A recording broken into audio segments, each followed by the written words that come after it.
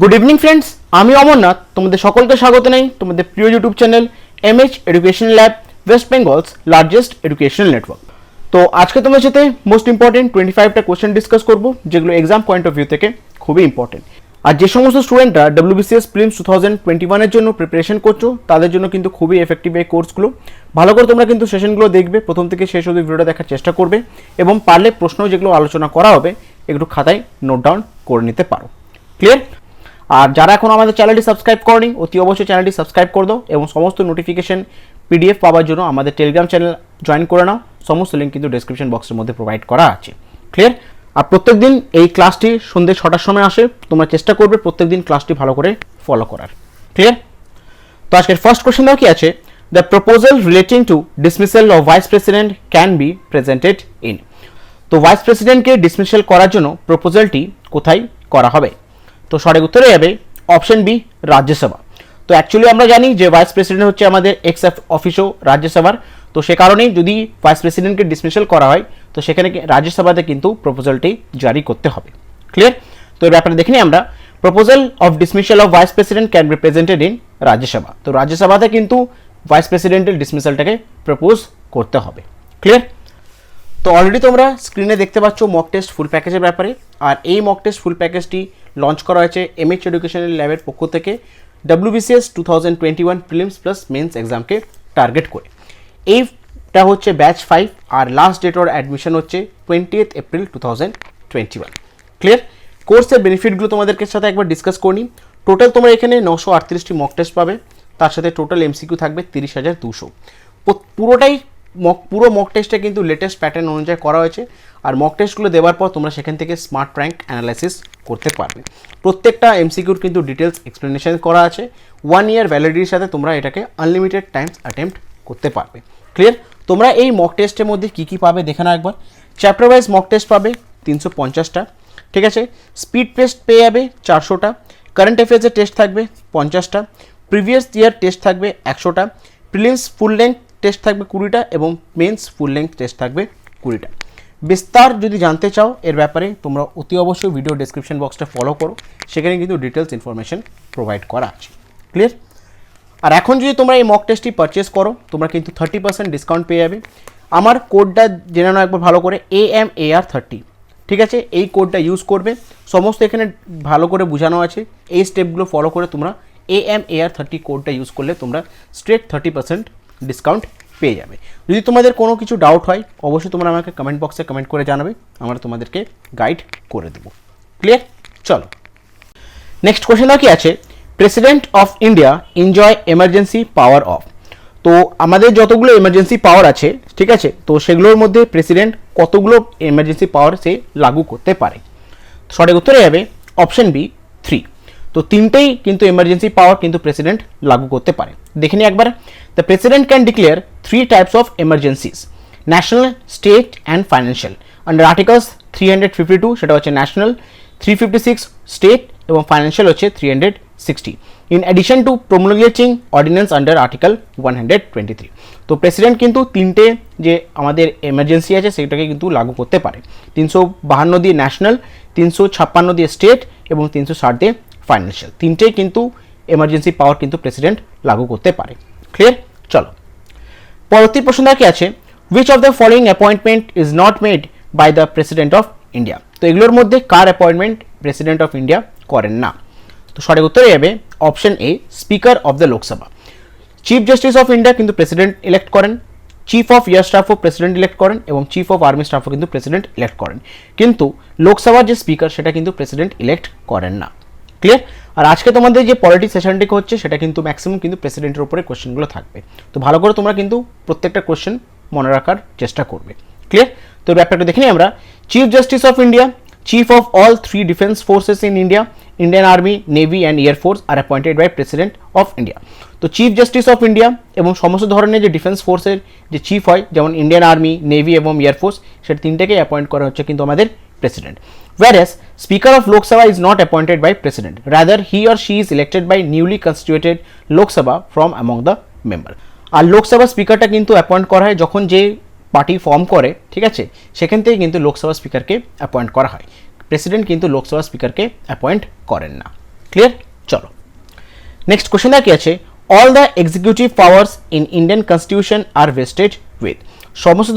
সমস্ত ধরনের ইন্ডিয়ান কনস্টিটিউশনে যে এক্সিকিউটিভ পাওয়ার্সগুলো আছে সেগুলো কার উপরে ভেস্টেড করা আছে? তো সঠিক উত্তর হবে অপশন বি, প্রেসিডেন্ট। তো ভারতের সংবিধানে যে সমস্ত এক্সিকিউটিভ পাওয়ার্সগুলো আছে সমস্ত এক্সিকিউটিভ পাওয়ার কিন্তু প্রেসিডেন্টের হাতেই থাকে। ক্লিয়ার? এর ব্যাপারে দেখে নিই আমরা। Executive power of union is vested in president and its exercised by him either directly or through officers subordinate to him in accordance with the constitution। তো সমস্ত ধরনের যে এক্সিকিউটিভ পাওয়ারগুলো আছে ভারতের সংবিধানে সমস্ত কিন্তু পাওয়ার কিন্তু প্রেসিডেন্টের হাতেই থাকে। সে কিন্তু ডাইরেক্টলি সেটাকে এক্সারসাইজ করতে পারে এবং আশেপাশে যার অফিসারগুলো থাকে তার হেল্প নিয়ে তাকে সাবঅর্ডিনেট করে কিন্তু সে পাওয়ারগুলো অ্যাপ্লাই করতে পারে। Clear? Supreme command of defence force of the union also vested on him. আর সুপ্রিম যে কমান্ড হয় সেটাও কিন্তু প্রেসিডেন্ট উপরে ভেস্ট করা আছে। ক্লিয়ার? চলো নেক্সট কোশ্চেনটা কি আছে, who among the following president held office for 2 consecutive term. দুনিয়াদের মধ্যে দুবার প্রেসিডেন্ট কে হয়েছিলেন? সঠিক উত্তর হবে option A, doctor Rajendra Prasad. তো ডক্টর রাজেন্দ্র প্রসাদ কনজিকিউটিভ দুবারের জন্য কিন্তু উনি প্রেসিডেন্ট হয়েছিলেন ভারতের। তো ব্যাপারে দেখে নিই আমরা। Doctor Rajendra Prasad was the first president of India who held office for the 2 terms from 1952 to 1962। তো ডক্টর রাজেন্দ্র প্রসাদ যিনি আমাদের দেশের প্রথম রাষ্ট্রপতি এবং উনি 1952 সাল থেকে 1962 সাল অবধি কিন্তু উনি প্রেসিডেন্ট ছিলেন ভারতের। ক্লিয়ার? নেক্সট কোশ্চেনটা কি আছে, a candidate for the office of president of India should not be less than. ভারতের যদি প্রেসিডেন্ট হতে হয় তো একটা ক্যান্ডিডেটকে কত বয়স তার হওয়া উচিত, মিনিমাম কত বয়স তার হওয়া উচিত? তো সঠিক উত্তর হবে option B, 35 years of age. তো মিনিমাম ভারতে যদি প্রেসিডেন্ট হয় তার কিন্তু বয়স 35 বছর মিনিমাম হওয়া উচিত। ক্লিয়ার? তো ব্যাপারে দেখে নিই আমরা। According to the article 58 of the constitution, no person shall be eligible for election as president unless he is a citizen of India, has completed the age of 35 years and qualified for election as a member of House of the People। তো article 58 অনুযায়ী যদি দেখা হয় কনস্টিটিউশনে, তো সেখানে দেখা আছে যে ভারতের কিন্তু সিটিজেন হতে হবে একটা প্রেসিডেন্ট হওয়ার জন্য, তার বয়স কিন্তু 35 বছর থেকে বেশি হতে হবে, মিনিমাম 35 ইয়ার্স হতেই হবে এবং সে কোনো কিন্তু আপার হাউস হোক বা লোয়ার হাউসের কিন্তু তে মেম্বার হতে হবে। তো এটা হচ্ছে তিনটা কিন্তু ক্রাইটেরিয়া ভারতের প্রেসিডেন্ট হওয়ার জন্য। ক্লিয়ার? চলো নেক্সট কোশ্চেনটা কি আছে, the first president of independent India Hales from. তো ফার্স্ট প্রেসিডেন্ট আমরা সবাই জানি ডক্টর রাজেন্দ্র প্রসাদ। উনি কোথা থেকে বিলং করতেন? সঠিক উত্তরে হবে অপশন সি, বিহার। তো ডক্টর রাজেন্দ্র প্রসাদ বিহারের থেকে বিলং করতেন এবং উনি 1952 সাল থেকে 1962 সাল অবধি কিন্তু উনি প্রেসিডেন্ট ছিলেন। ক্লিয়ার? তো এর ব্যাপারে দেখে নিই আমরা। ডক্টর রাজেন্দ্র প্রসাদ 1884 টু 1963, জানুয়ারি 26, 1952, মে 13, 1962। তো ডক্টর রাজেন্দ্র প্রসাদের জন্ম হয়েছিল 1984 সালে এবং উনি স্বর্গপ্রাপ করেছিলেন 1963 সালে। ক্লিয়ার? আর উনি ভারতের প্রেসিডেন্ট হয়েছিলেন 26 জানুয়ারি 1950-এ। আর উনি কতদিন অবধি ছিলেন সেটা হচ্ছে 13 মে 1962 সাল অবধি। ক্লিয়ার? আর ডক্টর রাজেন্দ্র প্রসাদ কিন্তু বিহার থেকে বিলং করতেন। চলো পরবর্তী প্রশ্নটা কি আছে, under which article of constitution of India can the president of India be impeached. তো কোন আর্টিকেলে অনুযায়ী ভারতের যে প্রেসিডেন্ট হবে তাকে ইমপিচমেন্ট করা হবে? তো সেটি কোন আর্টিকেলের থ্রুতে? তো সঠিক উত্তরে হবে অপশন এ, আর্টিকেল 61।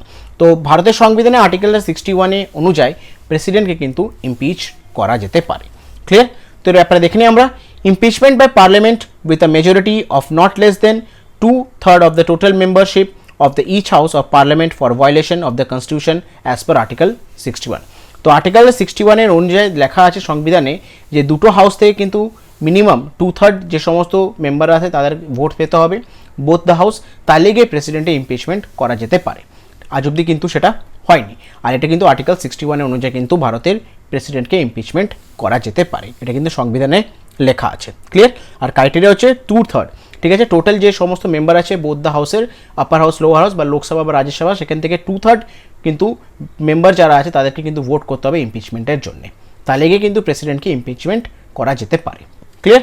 চলো নেক্সট কোশ্চেনটা কি আছে, in India the president is elected by. তো ভারতের প্রেসিডেন্ট কিভাবে ইলেক্টেড হন? সঠিক উত্তরে হবে option B, single transferable vote. তো ভারতের প্রেসিডেন্ট কিন্তু সিঙ্গেল ট্রান্সফারেবল ভোট সিস্টেমে কিন্তু উনি ইলেক্টেড হন। ক্লিয়ার? তো দেখে নেওয়ার ব্যাপারে একটু, the president is indirectly elected by the electoral college comprising the Parliament of India, both the houses, and Legislative Assembly of each of Indian state and territory, who themselves are all directly elected. তো প্রেসিডেন্টের যে ইলেকশনটা হয় সেটা হয় কিন্তু indirectly ভাবে, ঠিক আছে। আমরা এমপিদেরকে ইলেক্ট করি, ঠিক আছে, স্টেট লেজিসলেটিভ এমএলএ এমপিদেরকে আমরা ইলেক্ট করি, তারা কিন্তু ইলেক্ট করে হচ্ছে প্রেসিডেন্টকে, ঠিক আছে। বোথ দ্য হাউসে যে মেম্বাররা থাকে তারা কিন্তু ভোট দেয় প্রেসিডেন্টের ইলেকশনে, ঠিক আছে, এবং যতগুলো লেজিসলেটিভ অ্যাসেম্বলিতে এমএলএস থাকে তারাও কিন্তু প্রেসিডেন্টের ইলেকশনে তারা যোগদান দেয়। তো আমরা বলতে পারি যে প্রেসিডেন্টের যে ইলেকশনটা হয় সেটা কিন্তু ইনডাইরেক্টলি ওয়েতে আমরা ইলেক্ট করি প্রেসিডেন্টকে। ডাইরেক্টলি কারা করে? এমপি এমএলএরা ডাইরেক্টলি করে, আমরা কীভাবে করি? ইনডাইরেক্টলি প্রেসিডেন্টকে ইলেক্ট করি। ক্লিয়ার? বুঝতে পারলেন? আর এটা হচ্ছে কি সিঙ্গল ট্রান্সফারেবল ভোট সিস্টেম অথবা ইনডাইরেক্টলি ইলেক্টেড হয়। ক্লিয়ার? ইলেকট্রাল কলেজ যেগুলো পার্লামেন্টে থাকে both the houses, upper house এবং লোয়ার হাউসের মেম্বারের থ্রুতে। বুঝতে পারছো? চলো পরবর্তী প্রশ্ন দেখে আছে, how many times the president of India can seek re election to his post. তো ভারতের প্রেসিডেন্ট, একটা লোক ভারতে কতবার প্রেসিডেন্ট সে হতে পারে, ঠিক আছে। তো সঠিক উত্তরে যাবে option D, any number of time. তো একজন ভারতের প্রেসিডেন্ট কিন্তু ইনফাইনাইট নাম্বার অফ টাইমস কিন্তু সে হতে পারে, বাট জেনারেলি দেখা গেছে যে পার্টি রুল করে, ঠিক আছে, তাদেরই কোনো ক্যান্ডিডেট কিন্তু প্রেসিডেন্ট হন, ঠিক আছে, এটা কিন্তু দেখা গেছে। বাট এখানে কোথাও কোনো আর্টিকেলে বা সংবিধানের কোথাও লেখা নেই যে একবার যদি কেউ প্রেসিডেন্ট হয়ে যায় সে আর কিন্তু দ্বিতীয়বার প্রেসিডেন্ট হতে পারে না, ঠিক আছে। কিন্তু একবারই কিন্তু এটা পসিবল হয়েছে, ডক্টর রাজেন্দ্র প্রসাদ কিন্তু ফার্স্ট পার্সন যিনি দুবার জন্য প্রেসিডেন্ট হয়েছেন, তারপর কিন্তু আর কেউ প্রেসিডেন্ট হন নাই দুবারের জন্য, সবাই একবারের জন্য হয়েছে।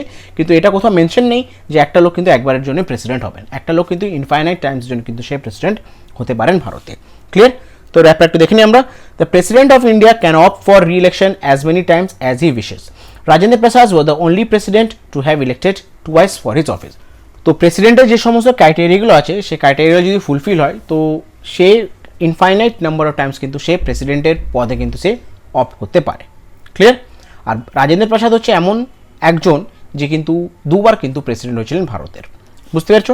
চলো পরবর্তী প্রশ্নটা কি আছে, the president of India is elected by. ভারতে যে প্রেসিডেন্ট ইলেক্ট হন সেটা কীভাবে হন, এটা অলরেডি তোমাদেরকে বুঝিয়ে দিচ্ছি, তাও একবার বলে দিচ্ছি। By an electoral college constituting of elected member of both the houses of parliament and state assembly. Option হয়ে যাবে ডি নাম্বারটা। Clear? The president is elected by the member of electoral college consisting the selected members from Rajya Sabha, Council of State and Lok Sabha, the House of People, as well as elected member of Legislative Assembly of State and Union Territory of Delhi and Puducherry according to the Election Commission of India. তো already তোমাদেরকে বুঝিয়ে দিচ্ছি, আর কিন্তু আর বুঝাচ্ছি না। দু তিনটে question আগে কিন্তু তোমাকে ভালো করে জিনিসটা বুঝিয়ে দিয়েছি যে প্রেসিডেন্ট ইলেকশন কীভাবে হয়। ক্লিয়ার? চলো নেক্সট কোয়েশ্চেন আগে আছে, a presidential ordinance can remain in force. তো প্রেসিডেন্ট যদি কোনো অর্ডিন্যান্স যদি জারি করে সেটি কতদিন ফোর্সে থাকে? তো সঠিক উত্তরে যাবে অপশন বি, ফর 6 মান্থ। যখন প্রেসিডেন্ট কোনো অর্ডিন্যান্স জারি করবে সেটা কিন্তু ফোর্সে থাকবে 6 মাসের জন্য। ক্লিয়ার? তো ব্যাপারটা দেখিনি আমরা। An ordinance issue by president must be approve by parliament within 6 week of the reassembly, otherwise it will be cease to operate. তো প্রেসিডেন্ট যদি কোনো অর্ডিন্যান্স যদি জারি করে সেটাকে পার্লামেন্টে কিন্তু 6 সপ্তাহের মধ্যে সেটাকে অ্যাপ্রুভ করতে হবে, আদারওয়াইজ সেটাকে কিন্তু সিজ হয়ে যাবে, অপারেট করার থেকে সেটা সিজ হয়ে যাবে। Clear? And since maximum time gap between 2 session of parliament can be 6 months, the maximum time up to which ordinance can remain in force is 6 months and 6 week. আর যেহেতু দুটোর সেশনের যে গ্যাপ হয় সেটা হচ্ছে 6 মাসের, দুটো পার্লামেন্ট সেশনের যে গ্যাপ হয় সেটা 6 মাসের। তো এখানে দেখা গেছে যে 6 মাস অবধি কিন্তু প্রেসিডেন্স যদি কোনো অর্ডিন্যান্স পাস করে তার ভ্যালিড কিন্তু 6 মান্থ সেটা থাকতে পারে। ক্লিয়ার? আর 6 উইকের মধ্যে কিন্তু যে কোনো হাউসকে অ্যাপ্রুভ করতে হবে সেই অর্ডিন্যান্সটি। ক্লিয়ার? চলো নেক্সট কোশ্চেন কি আছে, রাষ্ট্রপতি ভবন ওয়াজ ডিজাইনড বাই। রাষ্ট্রপতি ভবন যেটি আছে তো সেটি কে ডিজাইন করেছেন? সঠিক উত্তরে যাবে অপশন সি, এডউইন লিউটেন্স। তো এডউইন লিউটেন্স কিন্তু রাষ্ট্রপতি ভবনটি ডিজাইন করেছিলেন। ক্লিয়ার? তো ব্যাপারে দেখিনি আমরা। Rashtrapati Bhavan was a creation of architect of exceptional imagination and masterfulness, Sir Edwin Lutyens and Herbert Baker. It was Sir Lutyens who conceptualized the H-shaped building covering an area of 5 acres on 330 acre state. This mansion has a total of 340 rooms spread all 4 floors, 2.5 km of corridor and 190 acre of garden area. তো রাষ্ট্রপতি ভবন যেটি design করেছিলেন উনি হচ্ছেন Edward লিউটেন্স, আর ওনার help করেছিলেন Herbert বেকার। ঠিক আছে?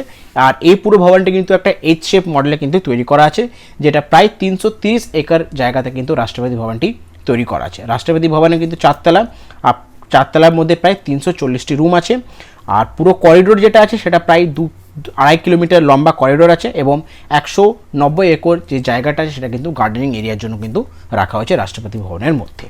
ক্লিয়ার? চলো পরবর্তী প্রশ্ন দেখা আছে, what is the maximum age limit prescribe for the post of president of India? তো ম্যাক্সিমাম এজ লিমিট কত হয়? মিনিমাম তো আমরা জানি 35 ইয়ার্স, তাহলে ম্যাক্সিমাম এজ লিমিট কত হয় প্রেসিডেন্ট হবার জন্য ভারতের? তো সঠিক উত্তর হয়ে যাবে option D, there is no maximum age limit. তো ভারতের সংবিধানে কোথাও মানে মেনশন করা নেই যে প্রেসিডেন্টকে হতে হলে, মিনিমামটা মেনশন করা আছে যে 35 ইয়ার্স হতে হবে, ম্যাক্সিমামটা কিন্তু মেনশন করা নেই। 60 বছর হতে পারে, 80 বছর হতে পারে, 90 বছর হতে পারে, 100 বছরও লোক কিন্তু প্রেসিডেন্ট হতে পারে, কিন্তু এটা কোথাও মেনশন করা নেই। ক্লিয়ার? তো এর ব্যাপারে দেখে নিই আমরা। According to the Article 58 of Constitution, set the principal qualification one must meet to eligible the office of president, a president must be. তো আর্টিকেল 58 অনুযায়ী দেখা গেছে যে একটা প্রেসিডেন্ট যদি হতে হয়, একটা প্রেসিডেন্ট হওয়ার জন্য কিন্তু মিনিমাম 3টে ক্রাইটেরিয়া ফুলফিল করতে হবে, ম্যাক্সিমাম এজ লিমিট কিন্তু কিছু নেই। ফার্স্ট কন্ডিশন হচ্ছে সিটিজেন অফ ইন্ডিয়া, ভারতের নাগরিক হতে হবে। সেকেন্ড কন্ডিশন হচ্ছে 35 ইয়ার্স অর অ্যাবভ এজ হতে হবে, মিনিমাম 35 ইয়ার্স হতেই হবে, ম্যাক্সিমাম কোনো তার ব্যারিয়ার নেই। এবং থার্ড হচ্ছে qualified to become a member of Lok Sabha, তাকে লোকসভার মেম্বার কিন্তু হতেই হবে। ক্লিয়ার? চলো পরবর্তী প্রশ্ন দেখা আছে, in case of president wishes to resign, to whom is he or she must address his resignation letter? যদি প্রেসিডেন্ট নিজের পদ থেকে পদত্যাগ করতে চায় তো কাকে সে লেটারটি জমা দেবে? পদত্যাগের যে চিঠিটা হয় সেটা কাকে জমা দেবে?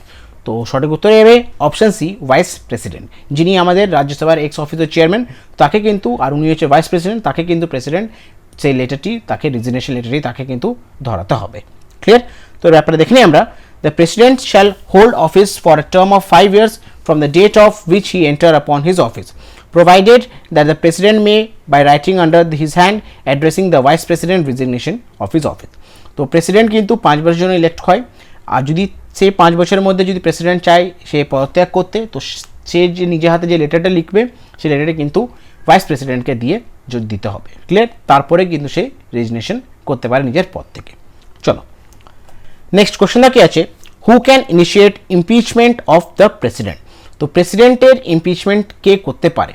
তো সঠিক উত্তর হবে option A, 1/4 member of either house of president. এটা প্রেসিডেন্ট হবে না, একটু কারেকশন করে নিও, এটা পার্লামেন্ট হবে। ঠিক আছে, ঠিক আছে। তো 1/4 member of either house of parliament কিন্তু প্রেসিডেন্টের ইমপিচমেন্ট তারা করতে পারে, মানে ইনিশিয়েট করতে পারে। তো এর ব্যাপারে দেখে নিই আমরা। Impeachment of president means removal of president from the office for violation of the constitution. Constitution যদি ভায়োলেশন করে প্রেসিডেন্ট, তাহলে গিয়ে তাকে ইমপিচমেন্ট করা যেতে পারে। আর ইমপিচমেন্ট মানে হচ্ছে তার অফিস থেকে তাকে রিমুভ করা। ক্লিয়ার? তাহলে দেখে নাও কি আছে। The impeachment process can be initiated by either house of the parliament. যে কোনো দুটো হাউস আছে, আপার হাউস, লোয়ার হাউস, যে কোনো দুটো হাউস থেকে, একটা হাউস থেকে সেটা ইনিশিয়েট করা যেতে পারে প্রেসিডেন্টাল ইমপিচমেন্ট। তাহলে কন্ডিশনটা কি হবে? The charge should be signed by 1/4 member of the house that frame the charge and 14 days notice should be given to the president. ঠিক আছে, যদি আপার হাউস থেকে যদি হয় তো আপার হাউস থেকে 1/4 মেম্বারকে কিন্তু সেটার উপরে সাইন করতে হবে। ঠিক আছে, সাইন করার পর, ঠিক আছে, আর সাইন করতে হবে, তারপরে 14 ডেজ প্রেসিডেন্টকে প্রায়র নোটিশ দিতে হবে ইমপিচমেন্টটা হবার আগে। ঠিক আছে, ফার্স্টে 1/4 যে যতগুলো মেম্বার আছে, যখন ইমপিচমেন্ট লেটারটা লেখা হবে, ইনিশিয়াল কাজ হচ্ছে 1/4 মেম্বারকে সাইন করতে হবে, এবং তারপরে কি করতে হবে সেটা 14 ডেজ প্রেসিডেন্ট কিন্তু টাইম দিতে হবে। ঠিক আছে, 14 ডেজ কিন্তু নোটিশ দিতে হবে এই ইমপিচমেন্ট করার আগে। বুঝতে পেরেছো? নেক্সট কন্ডিশন কি হচ্ছে, হয়ে যাওয়ার পর লেটারে যখন 1/4 মেম্বার সেটা সাইন করে দিল, সেখান থেকে যে হাউস ইনিশিয়েট করলো, যদি আপার হাউস করে, আপার হাউস যদি ইনিশিয়েট করে, তাহলে আপার হাউসের 2/3 মেম্বারকে কিন্তু সেটার উপরে সাইন করতে হবে। ঠিক আছে, যদি 2/3 মেম্বার সাইন করে দেয়, তারপরে সেই যে ইমপিচমেন্ট যে লেটারটা সেটা চলে যাবে আরেকটা হাউসে, সেখানেও 2/3 মেম্বারকে কিন্তু সেটার উপরে সাইন করতে হবে। তারপরে গিয়ে সেটা পরবর্তীকালে ইনভেস্টিগেশনের জন্য যাবে। ক্লিয়ার? তো দেখে নাও, after this passes by the 2/3 majority of the house, the resolution is sent for investigation to the other house, where the president has to right to appear in the representation in the such investigation. ঠিক আছে, তারপরে যখন ফার্স্টে কী হলো, first step হচ্ছে আপার house, যখন আমি ফার্স্টে ধরলাম আপার হাউসে, আপার হাউস যখন রেজিগনেশন লেটার, যে ইমপিচমেন্ট লেটার যখন ইস্যু করা হলো, সেখানে 1/4 মেম্বারকে ফার্স্টে কী করতে হবে, সেটার উপরে সাইন করতে হবে। তারপরে গিয়ে এই সিস্টেমটা ফার্স্ট এটা কমপ্লিট হলো। সেকেন্ড হচ্ছে যে আপার হাউসে যদি ধরি, আপার হাউসের 2/3 মেম্বারকে সেটার উপরে সাইন করতে হবে। ক্লিয়ার? তারপরে সেই ইমপিচমেন্ট লেটারটা চলে যাবে লোয়ার হাউস। লোয়ার হাউসের 2/3 মেম্বার যদি সাইন করে, তারপরে দুটো হাউসের যে মানে ইমপিচমেন্ট লেটারটা ইনভেস্টিগেশনের জন্য যাবে, সেখানে প্রেসিডেন্টকে অ্যাপিয়ার করতে হবে ইনভেস্টিগেশনের পারপাসের জন্য। আর যেটা আজ অবধি কিন্তু সেটা হয়নি ভারতের ইতিহাসে। ক্লিয়ার? চলো পরবর্তী প্রশ্নটা কি আছে, who among the following is appointed by the president. তো ইনাদের মধ্যে প্রেসিডেন্ট কাকে অ্যাপয়েন্ট করেন? সঠিক উত্তরে যাবে option D, all of this. President কিন্তু অ্যাটর্নি জেনারেল অফ ইন্ডিয়াকে অ্যাপয়েন্ট করে, কন্ট্রোলার অ্যান্ড অডিটর জেনারেলকে অ্যাপয়েন্ট করেন এবং গভর্নমেন্ট অফ স্টেটকে উনি অ্যাপয়েন্ট করেন। তো কারেক্ট অ্যান্সার হয়ে যাবে অল অফ দিস। ক্লিয়ার? তো ব্যাপারে দেখে নিই আমরা। The governor of the state executive is appointed by the president by warrant under his hand and seal. The Chief Justice of Supreme Court is appointed by President after consultation with the judges of Supreme Court and High Court. Other judges are appointed by the President. The Judge of the High Court is appointed by the President and Chief Justice of the High Court is appointed by the President after consulting with the Chief Justice of India and the concerned state governor. তো সমস্ত ধরনের যে হাইকোর্টে যে chief justice হয়, সমস্ত কিন্তু chief জাস্টিসকে অ্যাপয়েন্ট করেন প্রেসিডেন্ট, এবং সুপ্রিম কোর্টে যে চিফ জাস্টিস হয় সেটাও কিন্তু অ্যাপয়েন্ট করেন president with the consultation of the other জাজেস ইন দ্য কোর্ট। ক্লিয়ার? আর যে রাজ্যে হাইকোর্টে যখন প্রেসিডেন্ট অ্যাপয়েন্ট করবেন চিফ জাস্টিসকে, সেই রাজ্যের গভর্নরকে কিন্তু তার রেকমেন্ডেশন নিয়ে তাকে অ্যাপয়েন্ট করতে হবে। বুঝতে পেরেছো? আর অ্যাটর্নি জেনারেলও ইন্ডিয়া প্রেসিডেন্ট ইলেক্ট করেন, controller and auditor general president elect করেন, এবং সমস্ত রাজ্যের যে গভর্নর হয় তাকেও কিন্তু প্রেসিডেন্ট ইলেক্ট করেন। বুঝতে পেরেছো? চলো পরবর্তী প্রশ্নটা কি আছে, who was the president of India at the time of proclamation of emergency in the year 1975? তো 1975 সালে যখন এমার্জেন্সি হয়েছিল, তো সে সময় প্রেসিডেন্ট কে ছিলেন? সঠিক উত্তরে যাবে অপশন সি, ফরিকুদ্দিন আলী আহমদ। তো ফরিকুদ্দিন আলী আহমদ 1975 সালে প্রেসিডেন্ট ছিলেন যখন ভারতে এমার্জেন্সি করা হয়েছিল। ক্লিয়ার? তো ব্যাপারে দেখে নিই আমরা। Officially issued by President Farikuddin Ali Ahmed under Article 352 of Constitution because of prevailing internal disturbance, the emergency was in effected from 25th June 1975 until its withdrawal on 21st March 1977. তো 1975 সালে যখন ভারতে emergency ছিল, তো সেই সময় president ছিলেন ফরিকুদ্দিন Ali Ahmad. Clear? আর এটা কবে থেকে হয়েছিল? 25 জুন 1975 সাল থেকে। আর এটা কবে উইথড্র হয়েছিল? 21 মার্চ 1977 সালে এটি উইথড্র করা হয়েছিল। ক্লিয়ার? চলো পরবর্তী প্রশ্নটা কি আছে, who holds the power to appoint the nominees of Anglo Indian community in Lok Sabha? তো লোকসভাতে যে অ্যাংলো ইন্ডিয়ান কমিটির যে নমিনি হয়, সেটাকে কার পাওয়ার থাকে সেটা তাদেরকে অ্যাপয়েন্ট করার জন্য? সঠিক উত্তরে যাবে option B, president of India. তো লোকসভা যখন ইলেকশন হয়, তখন অ্যাংলো ইন্ডিয়া কমিটিরও কিন্তু ইলেকশন হয়। ঠিক আছে? নমিনিজ থাকে। তো সেখান থেকে দুটো মেম্বারকে কিন্তু অ্যাপয়েন্ট করতে পারেন বা ইলেক্ট করতে পারেন আমাদের রাষ্ট্রপতি। ক্লিয়ার? তো আপনারা দেখে নিই আমরা। Between 1952 and 2020, 2 seats were reserved in Lok Sabha, the lower house of Parliament of India, for the member of Anglo-Indian Committee. These 2 members were nominated by President of India on the advice of Government of India. তো 1952 সাল থেকে 2020 অবধি দুটো seat কিন্তু reserve করা থাকে লোকসভার Anglo Indian কমিটির জন্য। আর যেটাকে কিন্তু নমিনেট করবেন প্রেসিডেন্ট অফ ইন্ডিয়া, এবং তাকে অ্যাপয়েন্ট করবেন president of India with the advice of government of ইন্ডিয়ার অ্যাডভাইসের আন্ডারে। ক্লিয়ার? বুঝতে পেরেছো?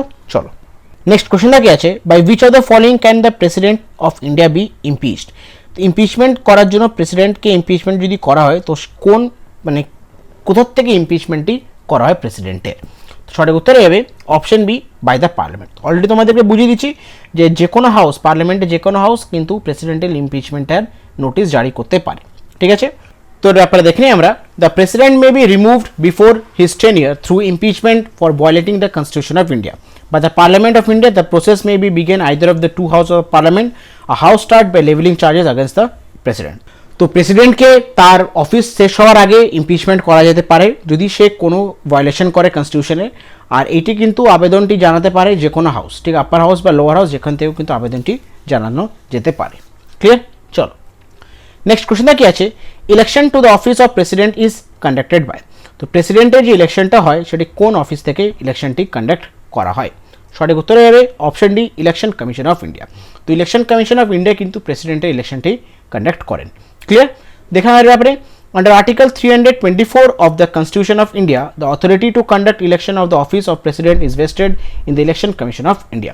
তো আর্টিকেল 324 অনুযায়ী লেখা আছে যে প্রেসিডেন্টের যখন ইলেকশনটি হবে তো সে সময় কিন্তু ইলেকশন কমিশন অফ ইন্ডিয়া কিন্তু প্রেসিডেন্টের ইলেকশনটি কন্ডাক্ট করবেন। ক্লিয়ার? নেক্সট কোশ্চেনটা কি আছে, who is the executive head of state of India? Indian যে সমস্ত রাজ্যগুলো আছে, ভারতের যে সমস্ত রাজ্যগুলো আছে সেই রাজ্যের এক্সিকিউটিভ হেড কে? সঠিক উত্তর হয়ে যাবে অপশনে প্রেসিডেন্ট। ভারতের যে সমস্ত রাজ্যগুলো আছে তার এক্সিকিউটিভ হেড হচ্ছেন প্রেসিডেন্ট। ক্লিয়ার? তো ব্যাপারে দেখে নিই আমরা। State executive consist of governor and council of minister with the chief minister as is head.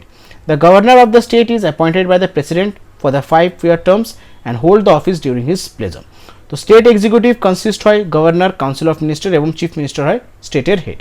ঠিক আছে, সেই রাজ্যের হেড হচ্ছেন চিফ মিনিস্টার এবং গভর্নরকে অ্যাপয়েন্ট করেন প্রেসিডেন্ট এবং 5 বছর কিন্তু গভর্নর অ্যাপয়েন্ট হয় সেই রাজ্যের। ক্লিয়ার? চলো নেক্সট কোশ্চেনটা কি আছে, acting chief justice of supreme court in India is appointed by. যখন চিফ জাস্টিস থাকে, যদি চিফ জাস্টিস যদি কোনো রেজিগনেশন দিয়ে দিল হঠাৎ, বা চিফ জাস্টিস যদি মারা গেলেন, ঠিক আছে, তো সেই সময় অ্যাক্টিং চিফ জাস্টিস করা হয় সুপ্রিম কোর্টে। তো সেই সময় অ্যাক্টিং যে চিফ জাস্টিস হবেন তো তাকে অ্যাপয়েন্ট কে করবেন? সঠিক উত্তর হবে অপশন সি, প্রেসিডেন্ট। প্রেসিডেন্টে কিন্তু চিফ জাস্টিসকে অ্যাপয়েন্ট করেন এবং অ্যাক্টিং চিফ জাস্টিসকেও কিন্তু প্রেসিডেন্ট অ্যাপয়েন্ট করেন। তো ব্যাপারে দেখে না আমরা, তো appointment of acting chief justice is to be made by the President under Article 126 of the Constitution. Vacancy in the office of Chief Justice may be filled whatever the period of vacancy. তো যখন chief justice of ইন্ডিয়ার vacancy থাকে বা কিছু সময় যখন chief justice of India থাকে না, তো সেই সময় অ্যাক্টিং চিফ জাস্টিস কিন্তু করা হয় সুপ্রিম কোর্টের। তো সেটাকেও কিন্তু অ্যাপয়েন্ট করবেন আমাদের রাষ্ট্রপতি। ক্লিয়ার?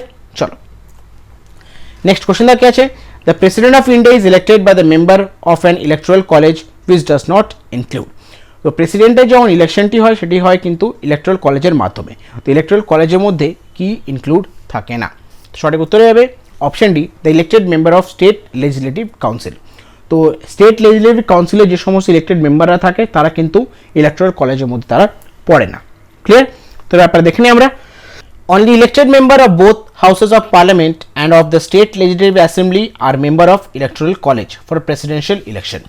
তো যে সমস্ত ইলেক্টেড মেম্বাররা থাকে পার্লামেন্টের, ঠিক আছে, তারা হচ্ছে কিন্তু তারা কিন্তু ইলেকট্রাল কলেজের মধ্যে পড়ে, এবং স্টেট লেজিসলেটিভ অ্যাসেম্বলির যে সমস্ত মেম্বাররা থাকে তারা কিন্তু ইলেকট্রাল কলেজের মধ্যে পড়ে, তারা কিন্তু প্রেসিডেন্টের ইলেকশনে তারা পার্টিসিপেট করতে পারে। Clear? Therefore nominated members can not vote in this election. যে সমস্ত মেম্বাররা নমিনেটেড থাকে তারা কিন্তু ইলেকশনে ভোট করতে পারবেন না। আর স্টেট লেজিসলেটিভ কাউন্সিলের যে সমস্ত মেম্বাররা থাকে তারা কিন্তু ইলেকট্রাল কলেজের মধ্যে পড়ে না, তারা কিন্তু প্রেসিডেন্ট ইলেকশনে তারা তারা কিন্তু ভোট দিতে পারবে না। ক্লিয়ার? চলো তো আজকের শেষ প্রশ্ন দেখে না কি আছে, who is the chairman of Rajya Sabha? তো রাজ্যসভার চেয়ারম্যান কে? সঠিক উত্তর হবে অপশন বি, ভাইস প্রেসিডেন্ট। তো অ্যাকচুয়ালি ভাইস প্রেসিডেন্ট হচ্ছেন এক্স অফিসিও চেয়ারম্যান রাজ্যসভার। ক্লিয়ার? তো ব্যাপারে দেখে না আমরা, the vice president of India is the ex officio chairman of Rajya Sabha. The house also elect a deputy chairman from among its member. তো vice president হচ্ছেন রাজ্যসভার এক্স অফিসিও চেয়ারম্যান এবং the house also elect a deputy chairman among its member. আর house কিন্তু deputy chairman হিসাবেও তাদের মেম্বারের মধ্যে কিন্তু ডেপুটি চেয়ারম্যানও তারা অ্যাপয়েন্ট করে রাখে। ক্লিয়ার? তো এগুলো ছিল আজকে 25টা মোস্ট ইম্পর্টেন্ট কোয়েশ্চেন যেগুলো তোমার সাথে আলোচনা করলাম। আশা করছি তোমরা কোয়েশ্চেনগুলো বুঝতে পেরেছো। এরপর তোমাদের পারলে এগুলো একটু খাতায় নোট ডাউন করে নিও। অবশ্যই তোমাদেরকে আমি পিডিএফটা টেলিগ্রাম চ্যানেলে প্রোভাইড করে দেবো। তা সত্ত্বেও বলছি তোমরা যদি পারো এগুলোকে একটু ভালো করে খাতায় নোট ডাউন করে নিও। ক্লিয়ার? কারণ প্রত্যেকটা কোয়েশ্চেন কিন্তু এক্সাম পয়েন্ট অফ ভিউ থেকে খুবই ইম্পর্টেন্ট। বুঝতে পেরেছো? তো আজকে ক্লাসটি আমি এখানে শেষ করছি। ক্লাসটি ভালো লেগে থাকে, ইনফরমেটিভ লেগে থাকে, অবশ্যই রিকোয়েস্ট করবো ভিডিওটা লাইক করো, নিজের বন্ধুবান্ধব গ্রুপসের মধ্যে ভিডিওটাকে শেয়ার করো। আর এখনও যারা চ্যানেলটিকে সাবস্ক্রাইব করনি অতি অবশ্যই চ্যানেলটি সাবস্ক্রাইব করে দাও এবং পাশে থাকা যে বেল আইকনটি আছে সেটি প্রেস করে দাও। যখনই কোনো ভিডিও আপলোড হবে চ্যানেলে তোমাদের কাছে নোটিফিকেশন চলে যাবে। Thank you.